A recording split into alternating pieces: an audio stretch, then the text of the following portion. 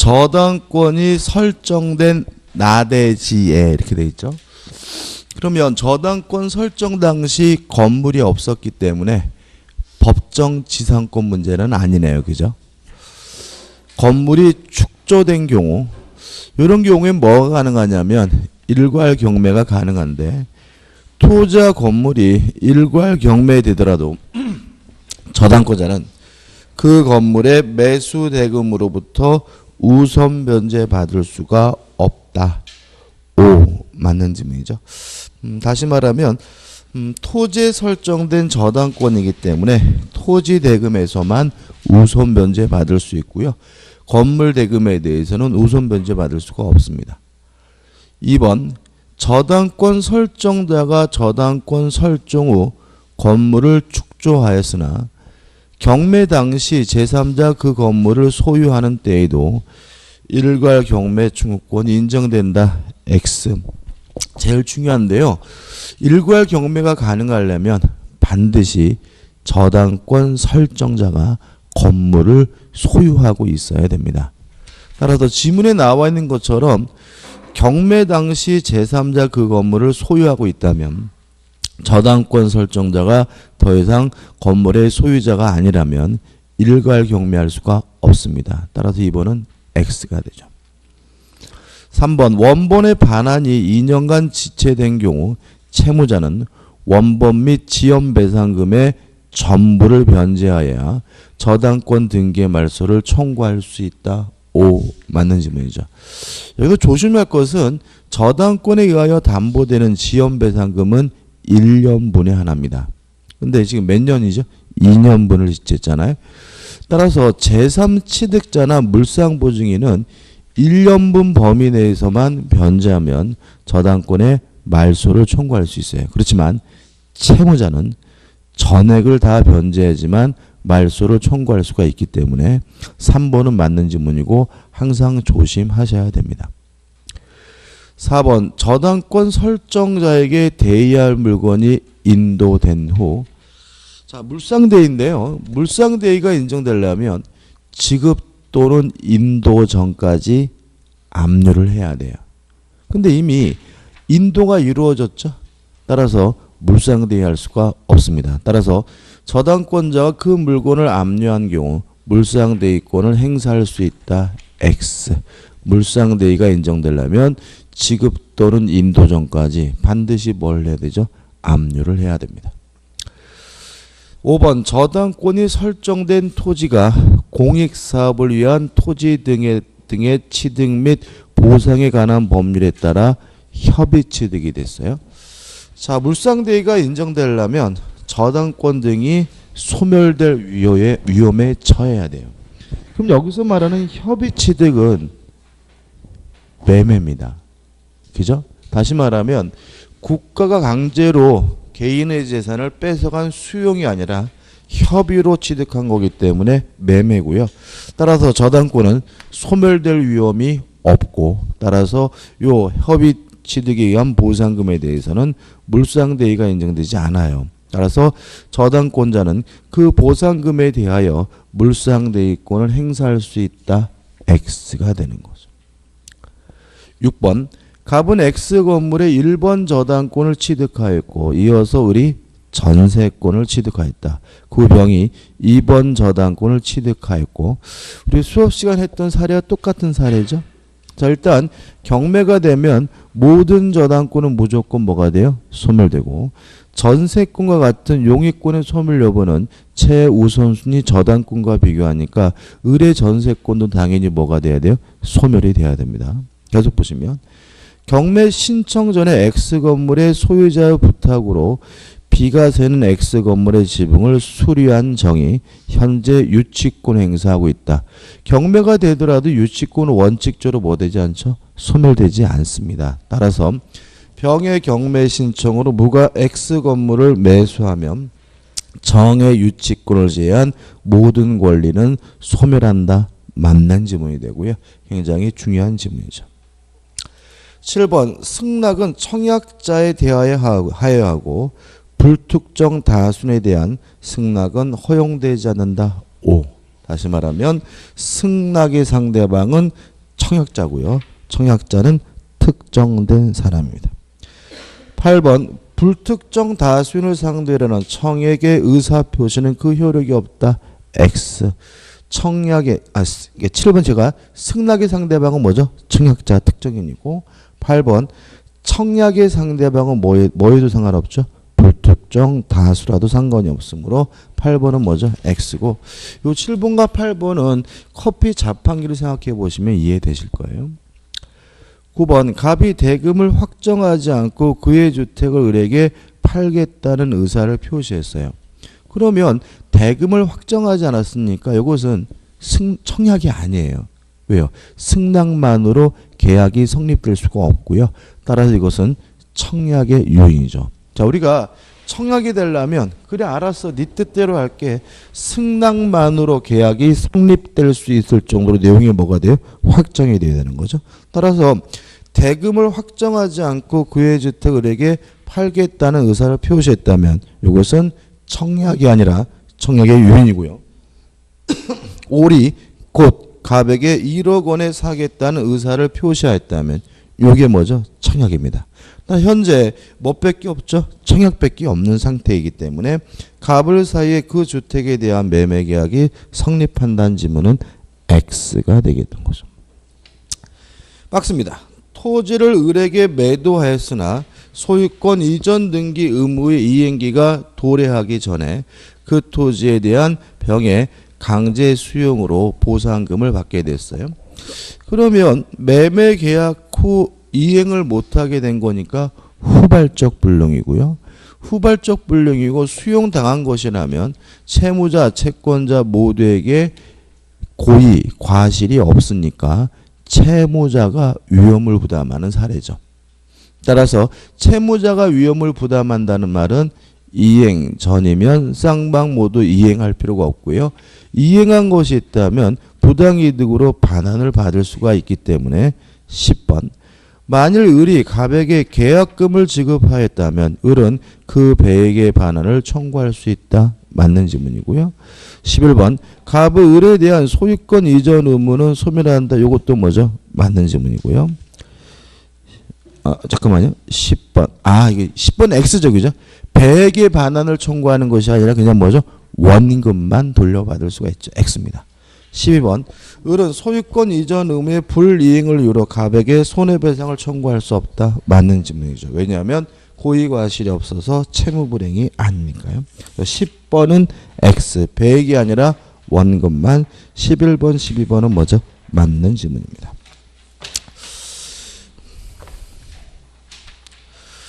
자, 오늘은요 진도가 491페이지입니다. 491페이지. 오늘 무리해서 진도를 다 끝내버릴까 하고 막 고민하고 왔는데 뭐 다음 주부터 우리가 요약집 들어가잖아요. 그죠? 그래서 요약집 들어가면 시간적 여유가 있고요. 그리고 또 그 22일 날이 석가탄신이라 가지고 공휴일이 있더라고요. 그죠? 그때는 뭐 우리 휴강은 안 해요. 휴강은 안 하고 합반해가지고 좀 길게 수업을 할 수 있어서 6월, 7월 달은 좀 시간 확보가 좀 용이한 것 같아요. 그래서 오늘 무리하게 진도 안 끝내겠습니다. 근데 안 끝내고 최대한 천천히 해서 왜냐하면 이번에 또 모의고사 보고 또 충격 받으셨죠? 저도 좀 충격 받았어요. 그래서 최대한 천천히 해가지고 다음 주에 조금 한 2시간 정도 더 하고 요약집 들어가는. 그 다음 주에는 뭐죠? 기본서하고 요약집을 좀 힘들지만 좀 같이 가져왔으면 좋겠어요. 그죠? 다음 주에. 그 모의고사 점수를 보니까 물론 점수가 잘 안 나오셨더라고요. 그 가장 많이 받으신 분이 50점 받으셨더라고요. 50점 최고 점수가. 뭐 그러면 뭐 이제 뭐 도찐 개찐 다 똑같은 거죠. 그죠? 뭐 50점이나 30점이나 뭐 17.5점이나 뭐 7.5점이나 뭐 결국은 다 똑같은 거예요. 여기서 나는 세상에 17.5점이야 막 이런 거 신경 쓸 필요가 없는 거예요. 어차피 뭐죠? 도찐 개찐 똑같은 거고요. 그래서 이제 이게 전에도 말씀드렸다시피 이게 민법이 참 어려워요. 뭐 어렵냐면 그 시간이 필요해요. 시간이. 그러니까 이거를 막 뭔가를 막 했다 그래서 성적이 팍 오르는 것도 아니고 마치 그 학창 시절에 영어 공부하듯이 시간이 필요하거든요. 그래서 아마 좀 그 주어진 시간 내에 다 못 푸셨다면 좀 그건 좀 신경을 쓰셔야 되고요. 점수는 너무 신경 쓰지 마시고 뭐 다음에 이제 우리가 다음 달이니까 예를 들어서 5월 달에 5월 달에 모의사 보겠죠. 그죠? 요때부터 좀 신경을 써야 돼요. 요때부터. 그래서 제가 지금 우리가 요약집 들어가게 되면은 이제 정리를 하면서 딱딱딱 이제 외워야 될 것도 이제 제가 정리해 드리고 그럴 거니까 성적이 팍팍 오를 테니까 걱정하지 마시고요. 희망을 가지고 하시면 됩니다. 자, 491페이지 보시면 제3자를 위한 계약이 나오고요. 시험에 이것도 무조건 나옵니다. 무조건. 사례로 보통 나오는데요. 요런 사례가 나와요. 병이 갑에게요 1억을 빌려줘서 1억을 받을 채권이 있는데 갑이 돈을 갚아야 되는데 갚을 돈이 없어서 자신이 소유하고 있는 요 A 건물을 을과 만나가지고 예를 들어서 1억에 매매 계약을 하면서 요 매매 대금을 병한테 직접 지급해 다오.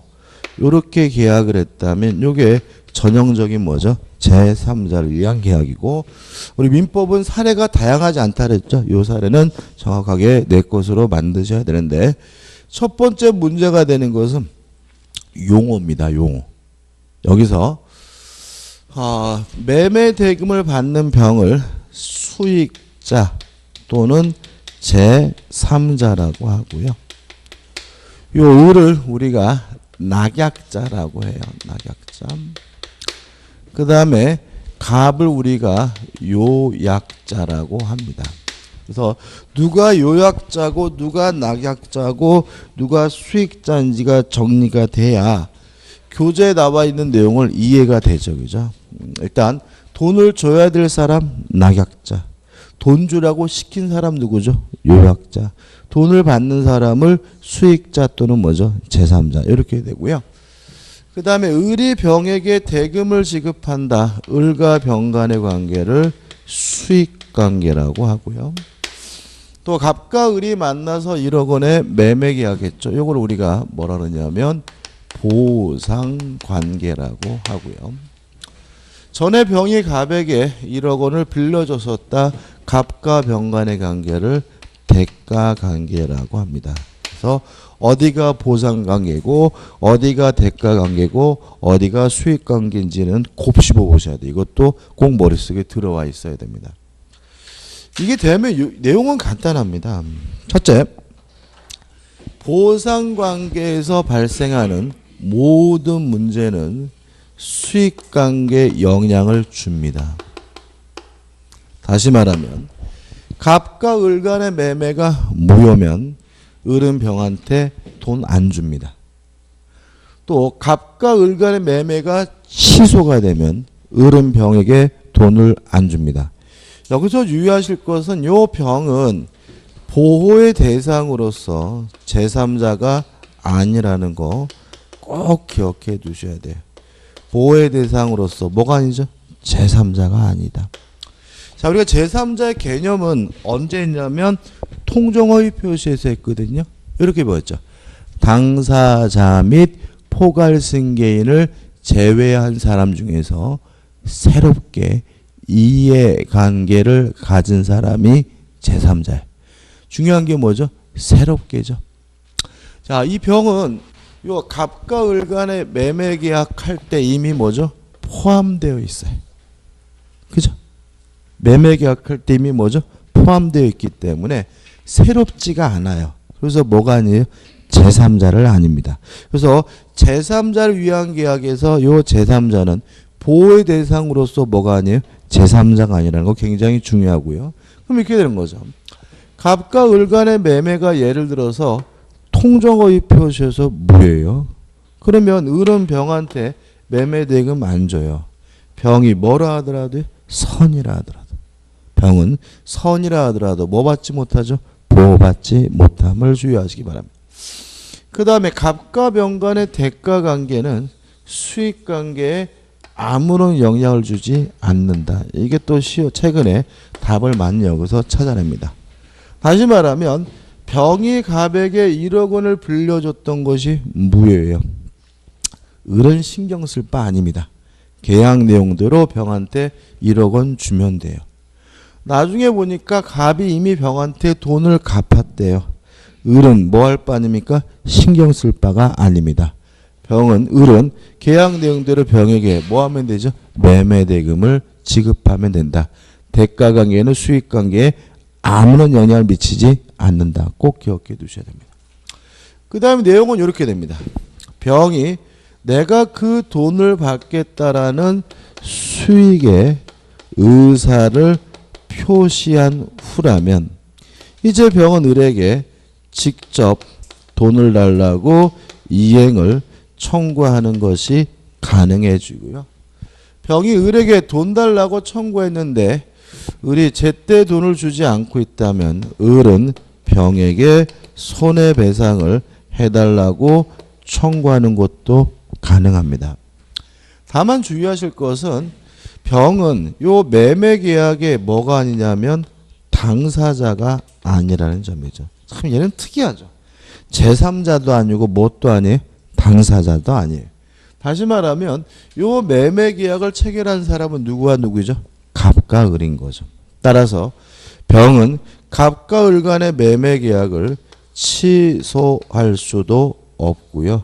해제할 수도 없습니다. 또 만약에 이 매매계약이 해제가 되거나 그랬을 때 원상회복도 당사자인 갑과 을이 할 문제예요. 병은 당사자가 아니기 때문에 병에게는 원상회복 문제도 발생하지 않는다는 거 기억해 두시기 바라고요. 그다음 마지막으로 병이 수익의 의사표시를 한 후라면 이제 갑과 을은 임의적으로 갑과 을 간의 내용, 계약의 내용을 변경시킬 수 없고요.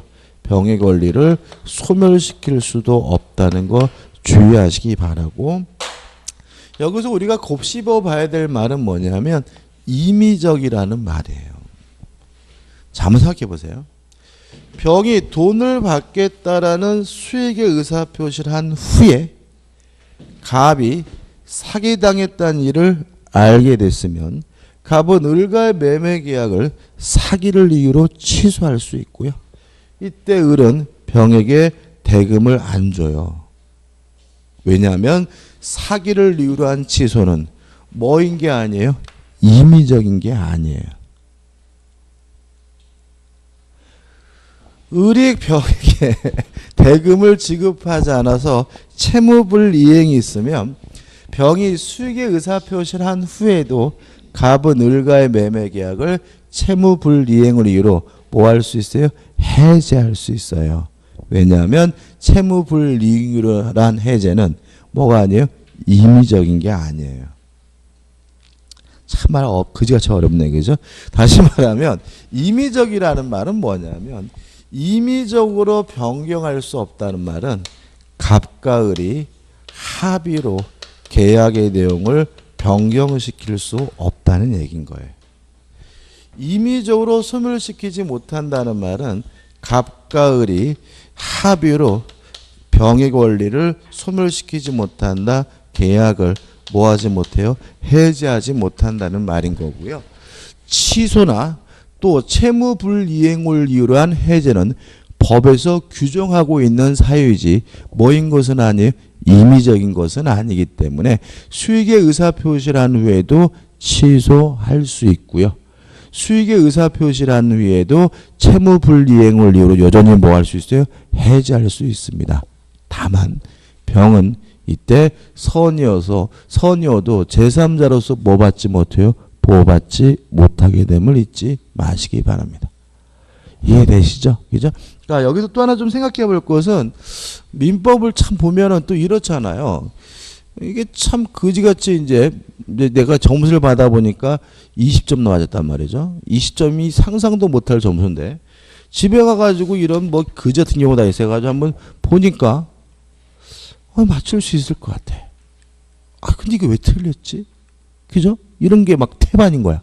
그래서 이렇게 또 한번 계산해 보세요. 한번 계산해 보면 맞출 수 있을 것 같은 거 맞추기만 해도 그냥 50점이 넘을 것 같아. 근데 왜 맞출 수 있을 것 같았던 것을 다 틀렸을까? 이게 뭐냐면 다양하게 아는 게 아닙니다. 민법은. 다양하게 아는 게 아니라 하나를 알더라도 그 행간의 의미를 뭐죠? 정확하게. 항상 제가 이런 말씀 많이 들어요. 뭘 보야 돼요? 곱씹으셔야 돼.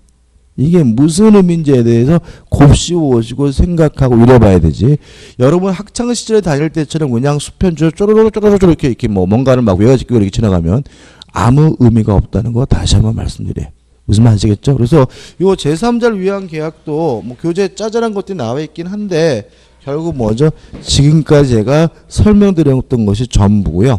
여기서 임의적으로 변경하지 못하고 임의적으로 소멸시키지 못한다는 말을 임의적으로 변경이 게 아니라 이게 무슨 의미인지에 대해서 어떻게 해요? 곱씹어 보시고 내 것으로 만드는 과정이 필요하다는 거 다시 한번 강조를 해요. 그래서 민법은 백과점식으로 공부하는 게 아닙니다. 뭔가 다양하게 안다 그래서 문제를 맞추는 거 절대 아니에요. 하나를 알더라도 뭐죠? 정확하게 확실하게 내 것으로 만드는 것이 민법의 문제를 맞히는 정도고요. 제가 이런 말씀 드렸죠. 민법은 고민하는 순간 틀린다. 그죠? 둘 중에 하나인데 100% 틀리죠? 그죠? 제가 99% 틀린다는데 해보니까 100% 틀리죠? 그죠? 이게 아주 놀라워요, 이게. 그죠? 놀랍습니다. 그래서 이거, 그리고 또 이제 그 둘 중에 하나인 것 같다 할 때 이게 100% 틀린 이유가 뭐냐면 그 고민할 때 항상 그럴듯하고 말되는 걸 찾으시거든요. 근데 이게 항상 뭐가 아니에요? 답이 아니에요. 그래서 이게 어떤 상태냐면은 배운 거는 따로 문제 푸는 건 따로야. 그러니까 다시 말하면 배운 걸 가지고 문제를 푸는 게 아니라 항상 잘 모르겠으면 어떻게 해요? 그럴듯한 거 말되는 거 이러니까 뭐죠? 답 사이로 싹싹싹싹 비껴가는 거죠. 그래서 원래 이제 이걸 리갈 마인드라 그러는데 이제 그 뭐죠? 배운 것을 가지고 문제를 풀기 시작할 때 이게 50점이에요.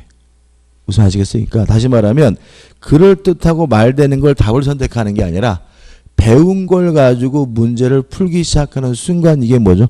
50점이고 배운 것을 가지고 이걸 리갈 마인드라고 합니다. 이걸 법률적 마인드인데 이걸 리갈 마인드가 형성되기 위해서는 다양하게 아는 게 아니라 뭐죠? 하나를 알더라도 정확하게 곱씹고 내 것으로 뭐죠? 만드는 고민이 필요해요.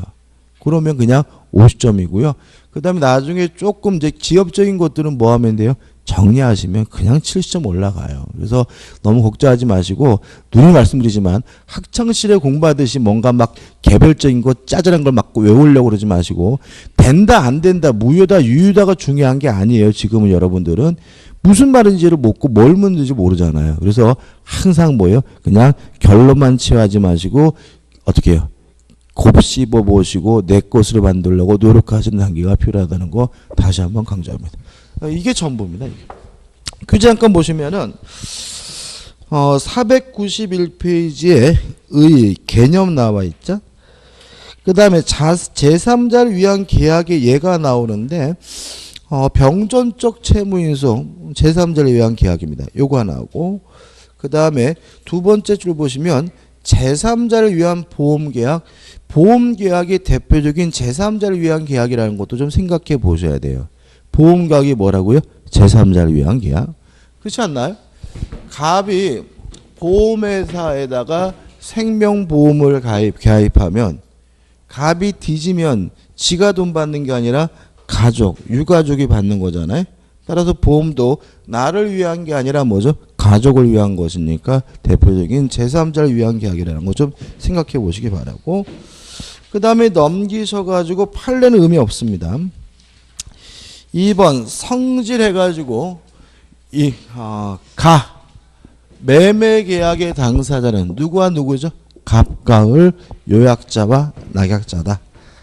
나번 제3자는 병음 수익의 의사표시를 하면서 을에게 직접 이행을 청구할 수 있는 권리를 갖게 된다.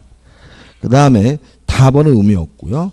그 다음에 추론의 원인관계에서 보상관계 갑과 을 요약자와 낙약자의 관계가 뭐죠? 보상관계고 우측의 대가관계 갑과 병 요약자와 수익자의 관계가 뭐죠? 대가 관계고, 그 다음에 성립 요건은 뭐 큰 의미 없죠. 1번 해가지고 갑과 을 간의 유효한 계약이 성립되고, 2번 해가지고 제3자에게 직접 권리를 취득시키는 것을 계약의 내용을 할 거. 다시 말하면 을이 을에게 병에게 돈을 직접 주라고 얘기할 것. 이렇게 해가지고 쭉 나옵니다. 그죠? 제가 다 설명드린 내용이니까 더 이상 또 설명드리진 않을 겁니다. 그죠? 한번 쭉 보시기 바라고. 이러한 내용이 몇 페이지까지 나오냐면 495페이지까지 나오고요. 추가할 것은 뭐냐면 495페이지 하단에 보시면 다가 있어요. 박스 위에요. 그죠? 자, 이겁니다. 자, 병이 수익의 의사표시를 하면 병이 을에게 이행을 청구할 수 있지만, 역으로 말하면 수익의 의사표시를 하면 을은 병한테 돈 주면 되는 거죠. 근데 이놈이 수익의 의사표시를 안 하고 있으면 을의 입장에서는 매매 대금을 누구에게 줘야 될지 모르는 또 불안정한 상태에 빠져요. 그래서 을은 병에게 수익의 의사표시를 할 것인지 안 하는지 여부에 대해서 뭐 할 수 있어요? 최고할 수가 있고요. 최고 기간 내 병이 말을 씹으면 수익의 의사표시를 거절한 것으로 간주가 된다는 거 좀 주의하시기 바랍니다. 답을 읽어볼까요? 답. 낙약자는 제3자에 대하여 상당한 기간을 정하여 계약의 이익의 수익 여부에 관하여 그 확답을 최고할 수 있다. 낙약자가 그 기간 내에 확답을 받지 못한 때에는 제3자가 수익을 거절한 것으로 본다. 꼭 기억해 두시기 바라고 대표이지 풀어볼게요.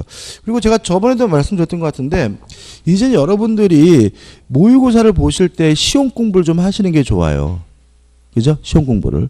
그래서 만약에 시간이 좀 되신다면, 안 된다면 이 기본사회에 나와 있는 대표예제라도 좀 다 풀고, 뭐라도 대표예제. 그러니까 실제로 기본서에 나와 있는 이 대표예제들이 예상 문제를 생각하시고요. 대표예제라도 다 풀고, 그러니까 책을 다 볼 시간 없잖아요. 그죠? 그래서 전날 대표예제라도 다 풀고 검토해보고 곱씹어보고 뭐죠? 꼭 시험을 봤으면 좋겠어요. 그것만으로도 성적이 많이 오릅니다. 대표예제입니다.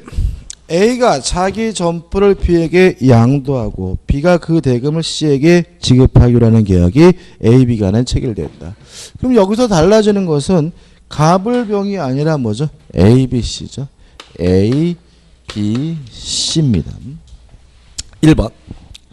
타당을 쳤네요. A, B 간에 체결된 계약이 B의 착오에 기인한 것이고 취소 요건이 충족된 경우 B는 A에 대하여 취소하지 않고도 C에게 대금 지급을 거절할 수 있다. X. 취소를 해야죠. 취소 안 하면 뭐죠? 유효합니다. 2번. C가 설립 중인 법인인 경우엔 계약이 유효하게 성립하지 않는다. X. C가 꼭 현존해 줄 필요는 없습니다. 3번.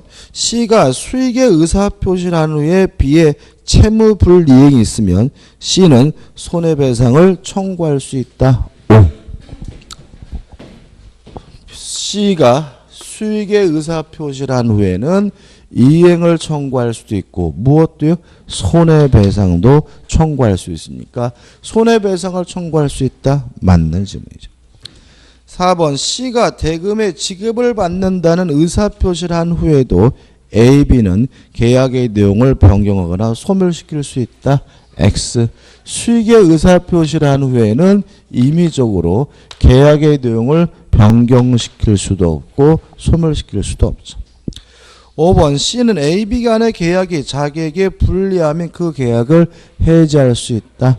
X. C는 계약의 당사자가 아니므로 스스로 취소할 수 없고 뭐 할 수 없죠? 해제할 수가 없습니다.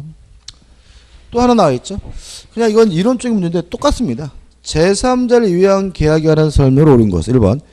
제3자는 계약 체결 당시에 현존하고 있어야 한다. X예요. 아까 제가 제3자를 위한 게 가장 대표적인 것이 뭐라고죠? 보험이죠. 그러면 보험금을 받는 사람이 아들인데 보험을 가입할 당시 아직 태어나지 않았더라도 상관은 없는 겁니다. 동의하시죠? 그죠? 따라서 1번은 답이 될 수가 없고요. 2번. 요약자의 채무 불이행을 이유로 제3자는 요약자의 낙약자의 계약을 해지할 수 있다. X. 제3자 수익자는 계약의 당사자가 아닙니다. 3번 낙약자는 요약자와의 계약에 기한 동시이행 항변으로 제3자에게 대항할 수 없다. X. 갑과 을 간의 관계죠. 보상관계에서 발생하는 문제는 영향을 줍니다. 따라서 갑이 을에게 이행을 하지 않아서 을이 동시이행 항변권이 있다면 누구에게도 병에게도 당연히 주장할 수가 있는 거죠. 4번 제3자의 수익의 의사표시 후 특별한 사정이 없는 한 계약 당사자의 합의로 제3자의 권리를 변경시킬 수 없다. 5죠.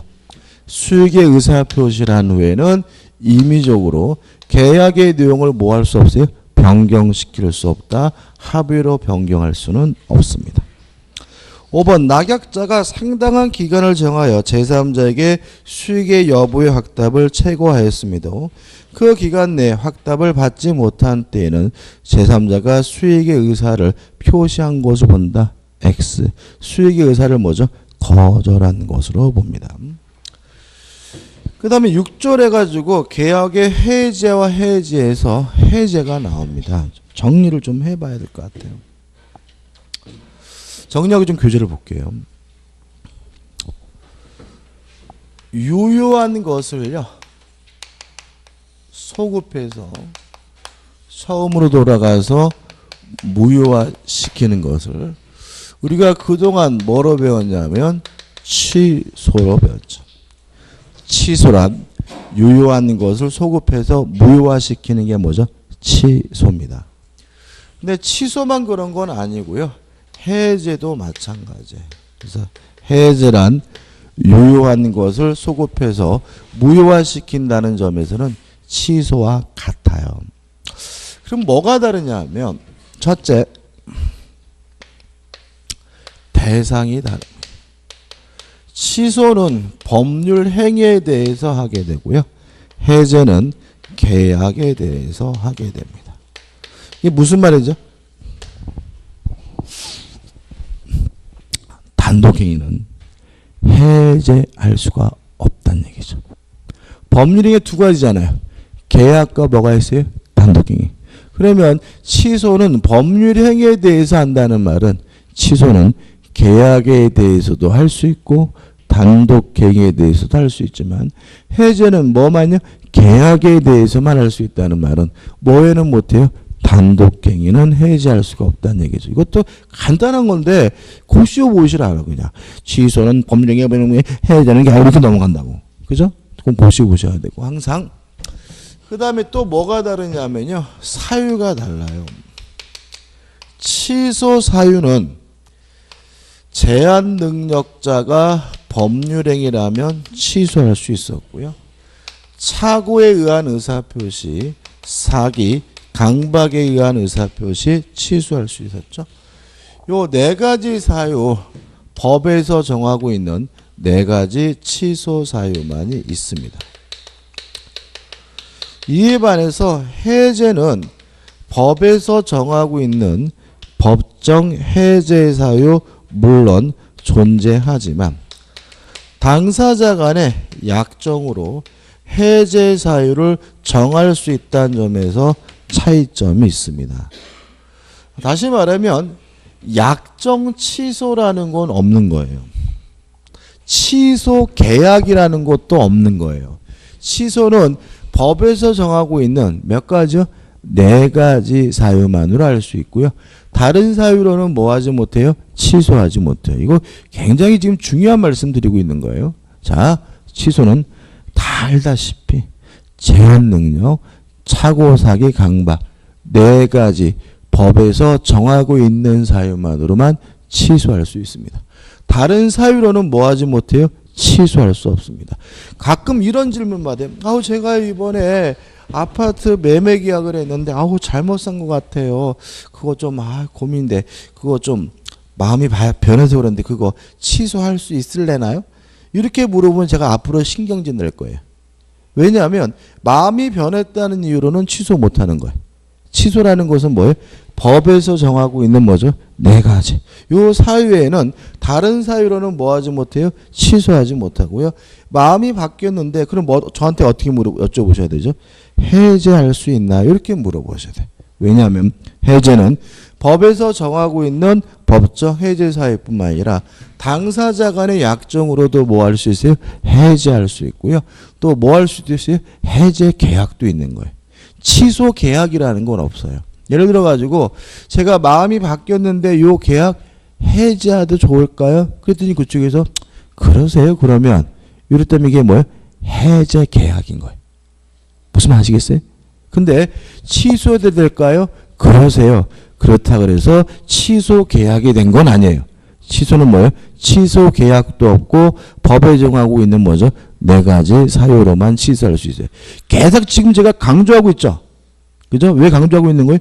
중요하니까. 항상 이런 것들을 지나쳐가지고 문제 보실 때 뭐죠? 틀리게 되니까 그런 거죠. 그 다음에요.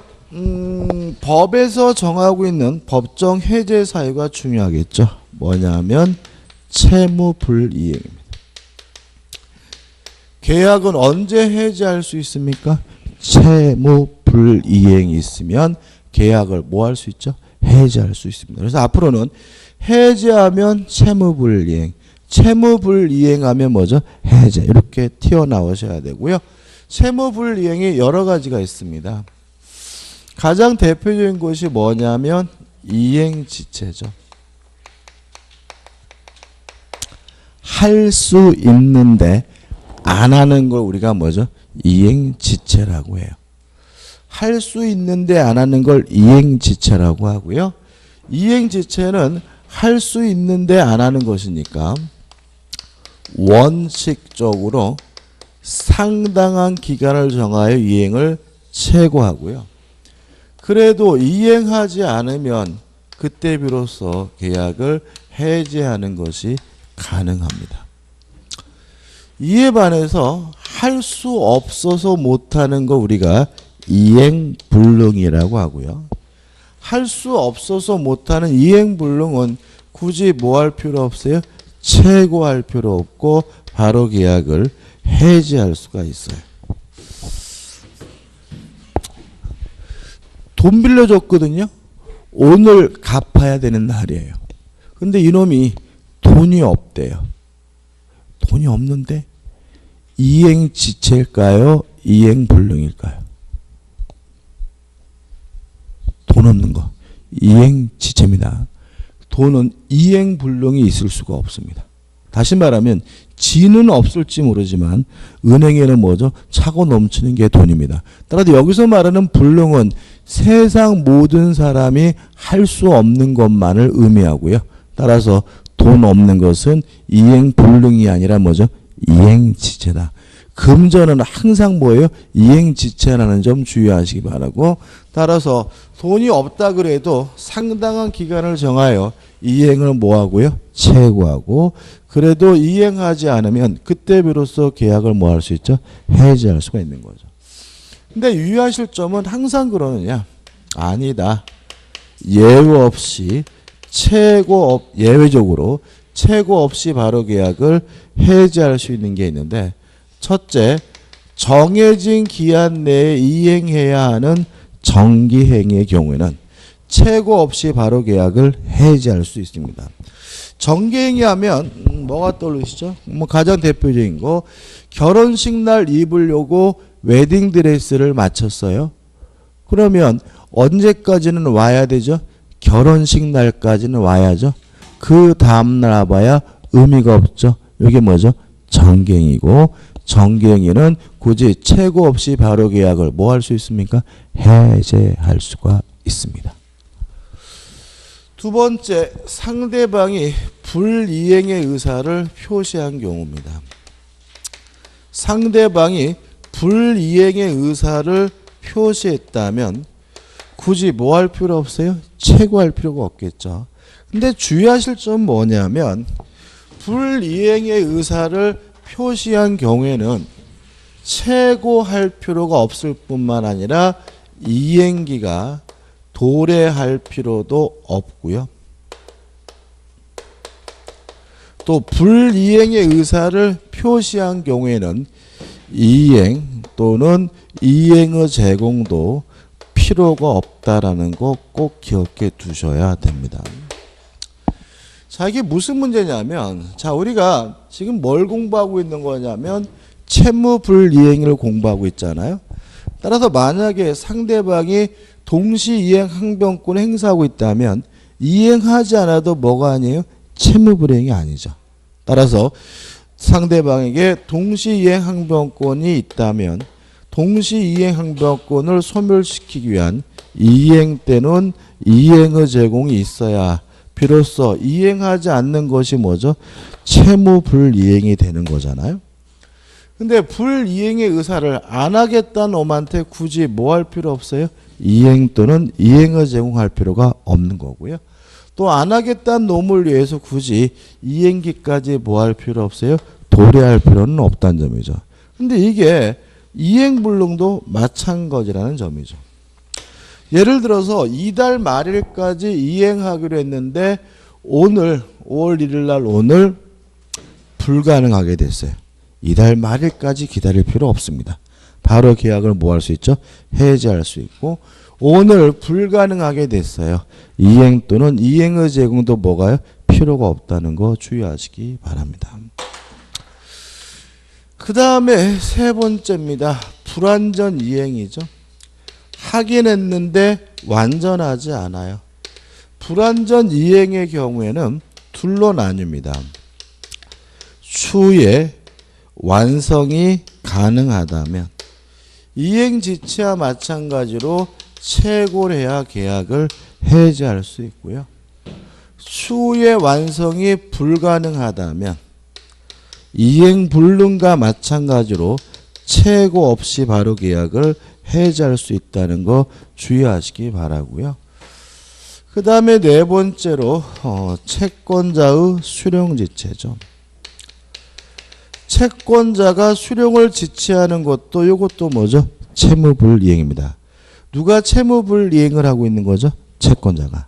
따라서 이때는 채무자 측에서 계약을 해지하게 되는데 이것도 불능이 아니라 지체이기 때문에 수령을 상당한 기간을 정하여 채고하고 그래도 수령하지 않으면 그때 비로소 계약을 해제할 수 있음을 주의하시기 바라고요. 여기까지입니다. 여기까지. 총 다 네 가지죠. 그 다음 몇 가지 추가할 것은 다섯 번째, 사정이 변경됐다는 이유로 계약을 해지할 수 있느냐? 없다. 결론만 기억하시면 되고, 여섯 번째, 주된 채무의 불이행이 아닌 부수적 채무의 불이행이 있을 경우에 계약을 해지할 수 있느냐? 없다. 다만 주의하실 것은 부수적 채무 불이행이 있으면 계약을 해지할 수는 없지만 그것을 강제하는 것은 가능하고요. 또 부수적 채무 불이행을 이유로 손해가 있다면 손해배상을 청구하는 것은 가능하다는 거 주의하시기 바랍니다. 예를 들어 가지고 3억짜리 아파트 매매 계약을 하면서 전기세 30만 원을 부담하기로 했어요. 근데 전기세 30만 원을 안 줘요. 그랬다는 이유로 매매 계약 자체를 뭐 할 수는 없어요? 해제할 수는 없는 거죠. 다만 30만 원 달라고 지랄거릴 수 있다. 강제할 수는 있고요. 만약에 내 돈으로 냈다면 손해배상을 뭐 할 수 있어요? 청구할 수도 있는 거죠. 그래서 우리가 유동적 무효 기억나시나요? 토지거래 허가 절차에 대한 협력 의무는 우리 판례가 주된 채무가 아니라 부수적 채무로 이해한다. 따라서 일방이 거부하면 강제할 수도 있고 손해배상도 청구할 수 있지만 계약 자체를 뭐 할 수는 없어요? 해제할 수는 없다는 게 우리 판례 입장이죠. 끝이죠. 물론 이 두 가지는 이제 해제할 수 없는 거고, 요 네 가지죠. 네 가지 사유로 계약을 해제하게 되면 소급해서 뭐가 돼요? 무효가 되죠. 따라서 이행하기 전이면 이행할 필요가 없고요. 이행한 것이 있다면 뭘 받냐면 원상회복을 받습니다. 항상 조심할 것은 원상회복해야 될 것이 금전이면 반드시 뭘 붙이냐면 이자를 붙인다는 거 꼭 기억해 두셔야 되고요. 두 번째, 계약을 왜 해지했냐면 채무불이행이어서 계약을 해지했으니까 원상회복을 청구하고 별도로 추가적으로 손해배상을 청구하게 되는데, 여기서 손해배상할 때 손해는 이행이익이다. 정상적으로 이행했으면 얻을 수 있는 이행이익이 손해배상이고요. 이행이익만큼 뭘 청구할 수 있죠? 손해배상을 청구할 수가 있다. 세 번째, 해지하게 되면 계약이 소급적으로 무효가 되기 때문에 제3자 보호 문제가 발생하게 되는데, 해지에 있어서 제3자는 둘로 나뉩니다. 해제 전에 이해관계를 가졌다면 선이 악이 불문하고 보호를 하지만, 해제 후에 이해관계를 가졌다면 선이여야지만 보호가 되고 악이면 뭐 되지 않죠? 보호되지 않는다는 거 조심하셔야 되고요. 그래서 이해관계를 갖게 된 시점이 해제 전인지 해제 후인지는 좀 따져보셔야 됩니다. 여기까지가 우리가 해지하는 문제를 풀기 위한 기본적인 내용이죠. 다 한 겁니다. 자, 교재를 보죠. 497페이지입니다. 자, 497페이지에 의 및 성질에서 성질, 채무 불이행 등을 이유로 계약을 해지하고자 할 때는 상대방의 동의나 승낙을 받을 필요가 없으니까 해제는 일방적으로 하는 단독행위고 해제권은 뭐가 돼요? 형성권이다. 동의하시죠? 2번 해제와 구별되는 계정에서 1번 해제 계약해가지고 상대방의 승낙을 얻어서 하는 해제를 우리가 뭐죠? 해제 계약 또는 합의 해제라고 하는데, 넘겨보시면 핵심 판례가 나옵니다. 첫 번째 판례는 합의 해제의 경우에는 손해배상을 청구할 수가 없다. 왜냐하면 합의 해제는 채무 불이행과 상관이 없기 때문에 손해배상 청구할 수 없고요. 두 번째 판례는 합의 해제의 경우에는 금전이라 하더라도 뭘 붙이지 않아요? 이자를 붙이지 않는다. 왜냐하면 합의 해제는 뭐죠? 채무 불이행이 아니니까요. 그 다음 세 번째 판례는 합의 해제를 꼭 명시적으로 해야 되는 건 아니다. 다시 말하면 일정한 행위를 함으로써 합의 해지할 수가 있다. 이런 얘기고요. 실제로 이게 간단히 말씀드리면 여기 지금 정리해드린 내용이 합의 해제에는 적용되지 않아요. 뭐만 적용되냐면 요 제3자 보호 규정만 빼고는 합의 해제에 대해서는 싹 적용되지 않습니다. 왜 그럴까요? 지금 공부한 이것들은 뭐예요? 승낙을 받지 않고 일방적으로 계약을 해지하기 위한 뭐예요? 요건인 거잖아요. 다시 말하면 상대방의 승낙을 얻어서 계약을 해지하는 경우에는 이런 거 필요 없어요.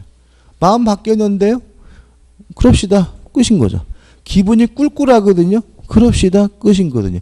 아, 나 요새 그냥 기분이 별로예요. 그럽시다. 그냥 아무 상관없는 거잖아요. 따라서 이거는 결국은 승낙을 받지 않고 일방적으로 해제하기 위한 것들이고, 합의 해제의 경우 이런 규정 적용되지 않고요. 다만 합의 해제든 법정 해제든 뭐는 보호해야 돼요?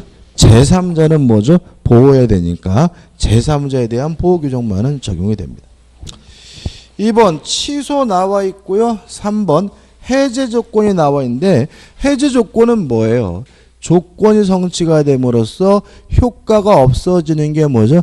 해제 조건인데, 해제 조건은 원칙적으로 뭐 하지 않습니까? 소급하지 않죠?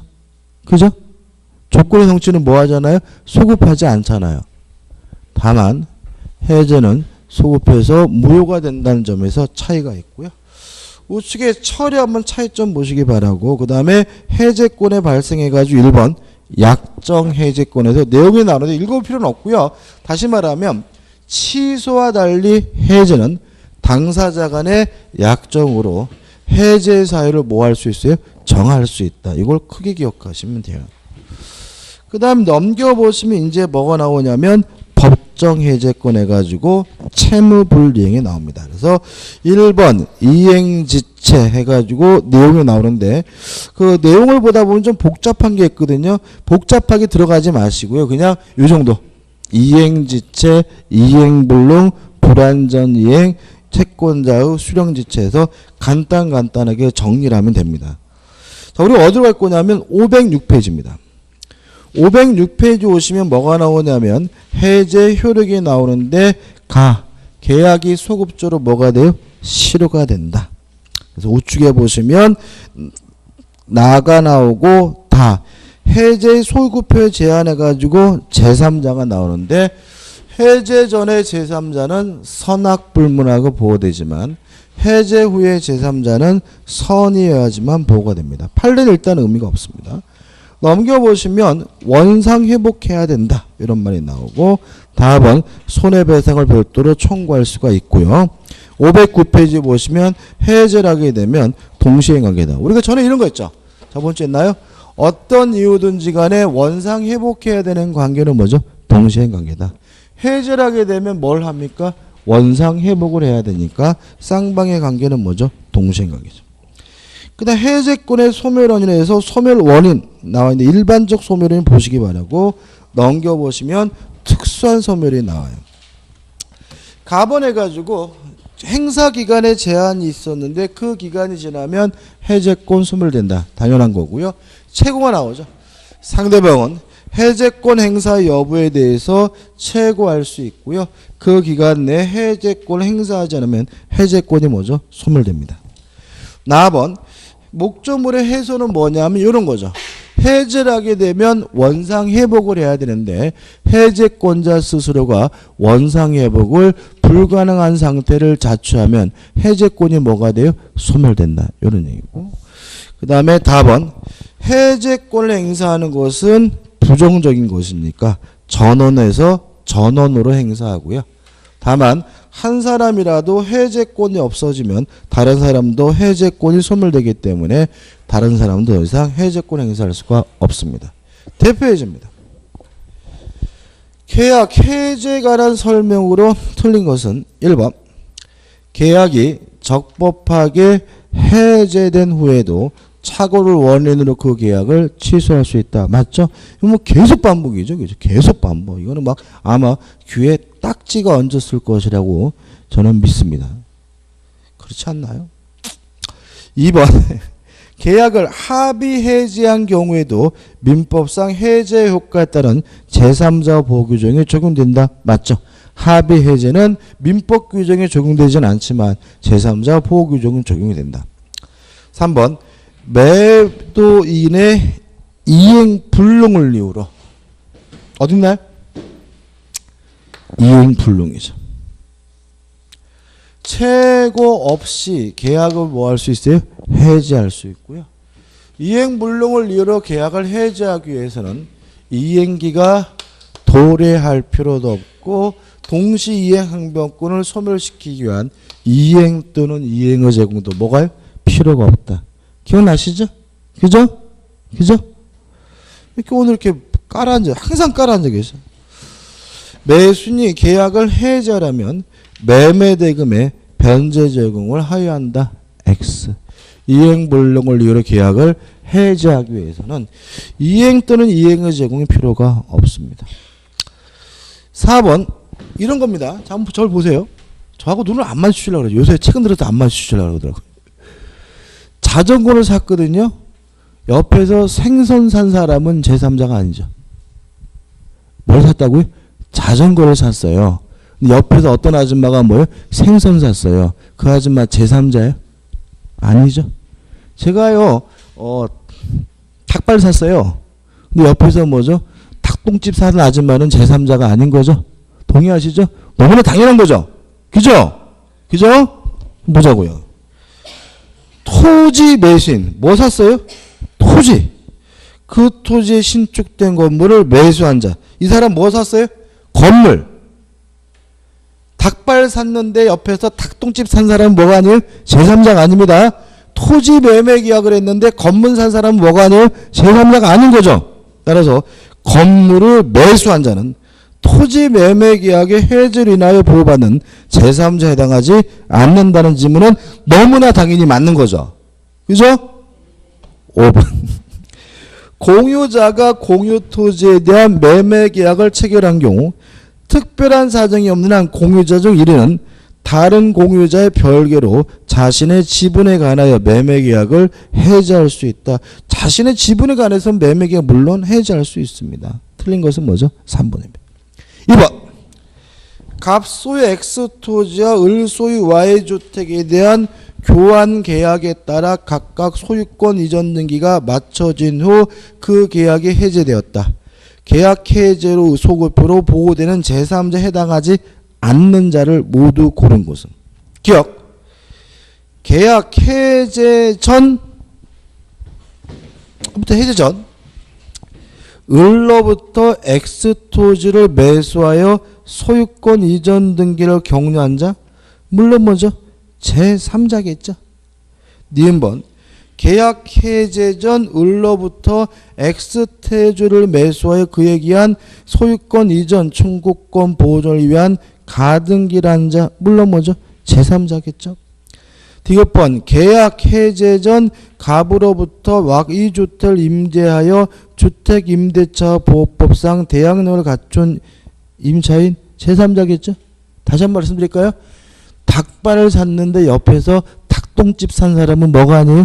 제3자가 아니에요. 그죠? 자전거를 샀는데 옆에서 고등어 자반 산 아줌마는 뭐예요? 제3자가 아닙니다.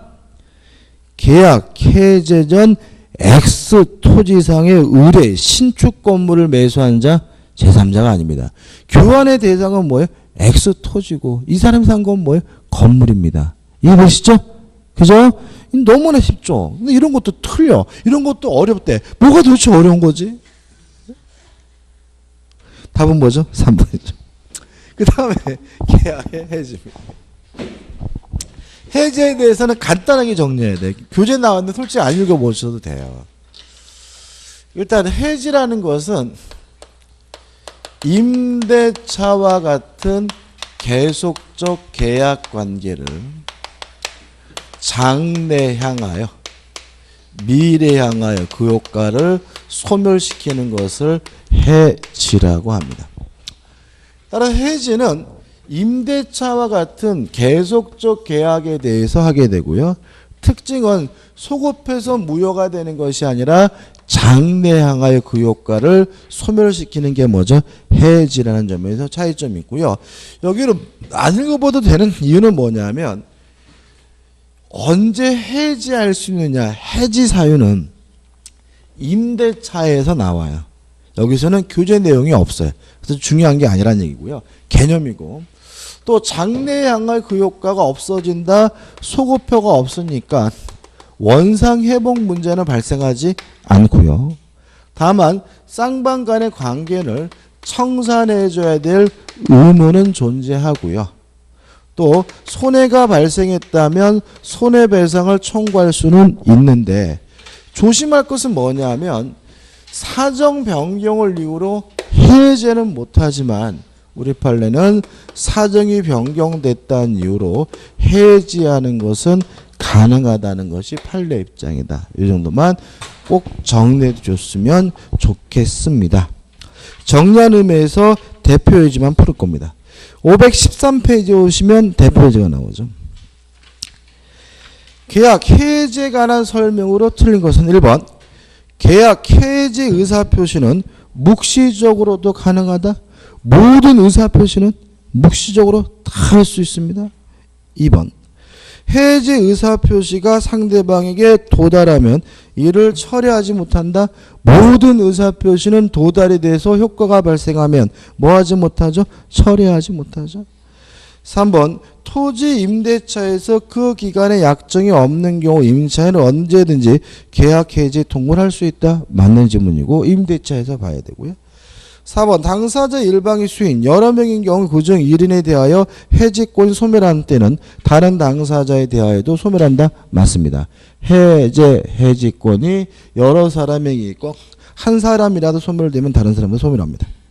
5번 특별한 약정이 없는 한 뭐죠? 합의 해지입니다. 합의 해제 이자 붙일 수 없죠? 합의 해지도 이자 붙일 필요 없어요. 따라서 반환을 금전에 그 받은 날로부터 이자를 가해한다는 질문은 뭐죠? X가 됩니다. 여기까지고 좀 쉬었다가 이제 계약각칙 매매로 들어갑니다.